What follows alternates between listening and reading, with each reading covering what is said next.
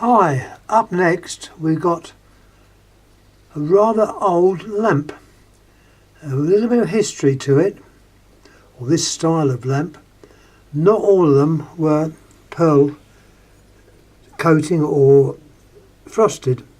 Some of them were actually clear. If I can find one, I will put one up. Now, during the war years, or the Second World War, certain things were hard to get a hold of. And this is, I was told, I wasn't about in those days, but I appeared at the end of the war. I wouldn't know anything about lamps because I was still a baby. Anyhow, I was told this. I've written on there, foreign 240 volts. Sometimes they used to have the name foreign on the top in a little ring with the name foreign, but this one hasn't got it. Also, the base might have had something written on there, but through years of, let me say, patina, stuff which makes antiques even more valuable, you can't see. There's also some sort of other stuff around there. But this lamp works. It's low wattage. Now, I was told that these were sold by Woolworths. Now, the Woolworths name was Sunshine, but these, I think, was a special line, probably brought in during the war years.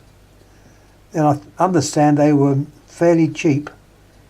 I think they originated from Japan, but once again, I'm not 100% certain. Now, let me show you something on the thing which I've talked about many times.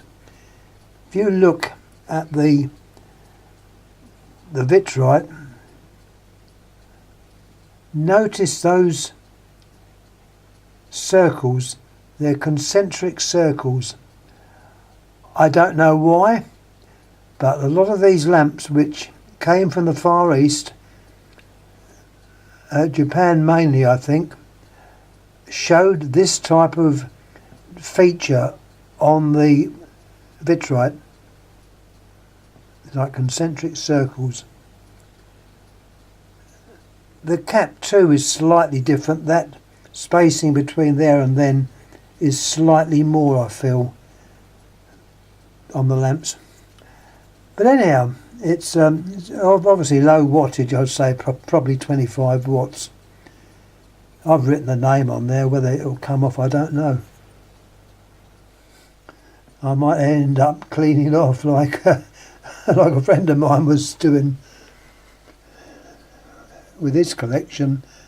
I think we used to do this in the old days, write the info on the cap, and then realise that it shouldn't be there, and we then remove it.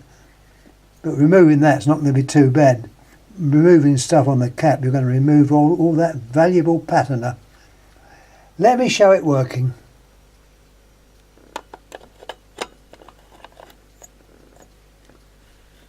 Now this will show you the filament arrangement. Let's turn that light off.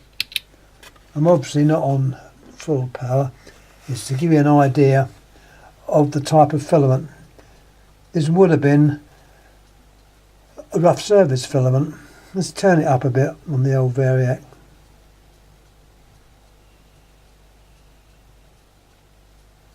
I won't wham it completely up, because remember these are old and have to be treated with respect. That's as bright as I'm going to put it up. Now, feeling the actual envelope, I would think it's possibly a vacuum. It's possibly a vacuum lamp. As I say, I think at the time these were sold for about £1. Mind you, £1 in those days was quite a lot of money. And we're going back to the late 40s. But as I say, I was only told this, so if anyone else has got more positive proof, certainly mention it, because it will be interesting.